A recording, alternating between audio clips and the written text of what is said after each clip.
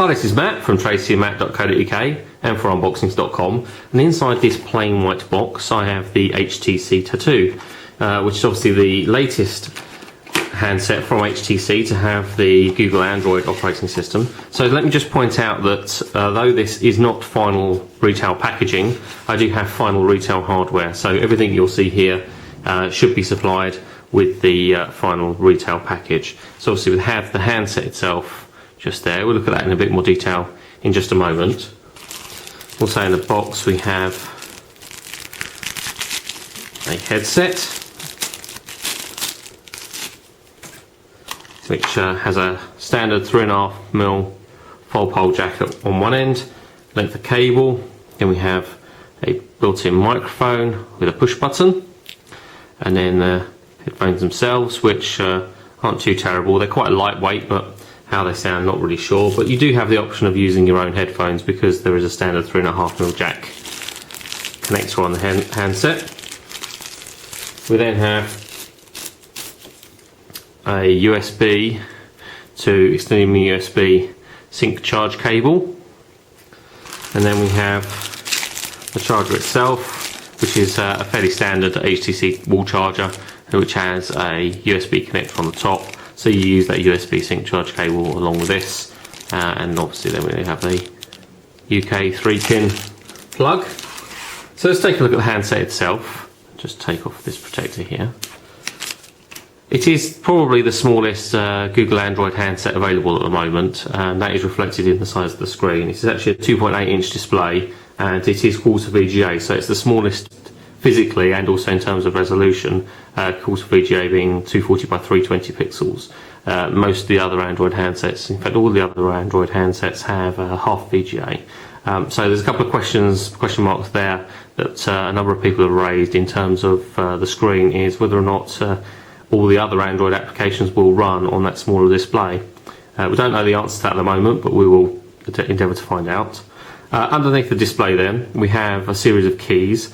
We have a home, a menu button, back button, search button, and then we have a phone keys, and then a D-pad up, down, left, right, and then there's the push button right in the middle there. Interestingly, the push button itself is actually separate to the D ring there. It does look like it would spin, but it doesn't. On the left hand side we have an up-down volume control rocker. That's all there is to see on that side. And then on the bottom we have the connector which is the extended mini USB connector for sync and charge. Then we have a hole there which is actually the microphone. Absolutely nothing to see on the right hand side. On the top we have our headphone connector. That's where we plug in our headphones, and that is a 3.5mm headphone jack. On the back we have a 3.2 megapixel camera, which is also focused, but you'll notice there's no flash and no mirror for self-portraits.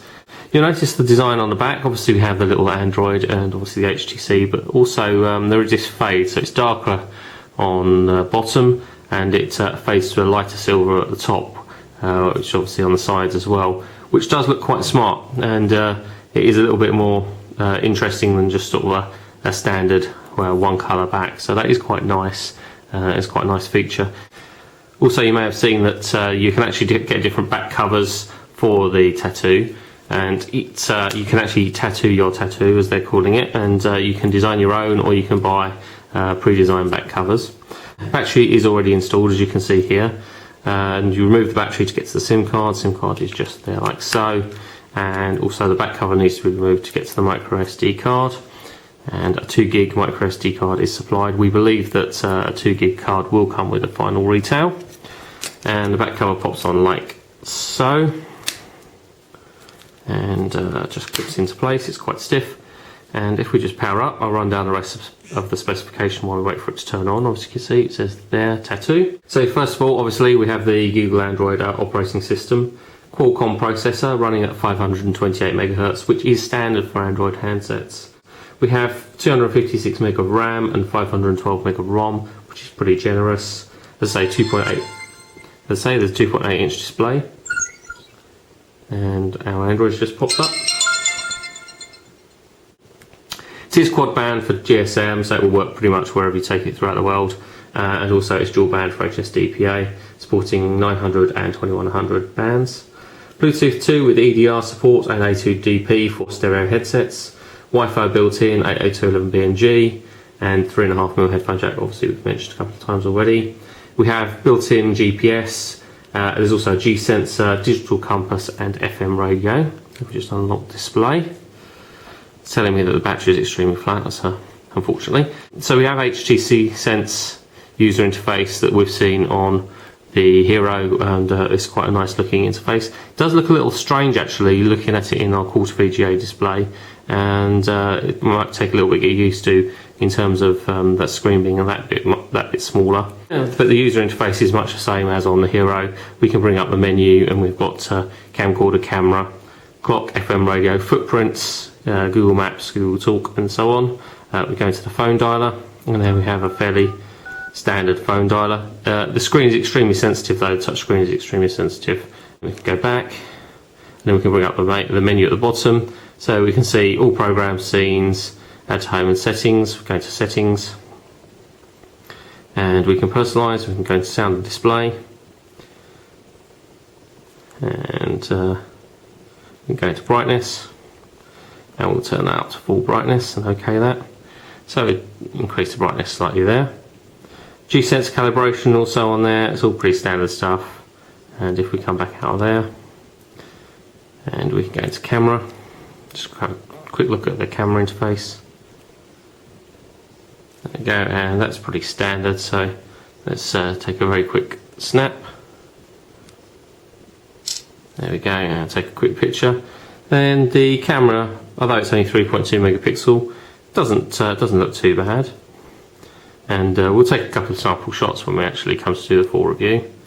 And we can swipe across, we can get to another panel here, so we can add our favourite people, so we can just call them by touching their name there. We have bookmarks for the web, which is just loading up there. So we have Google, eBay, Facebook and MySpace.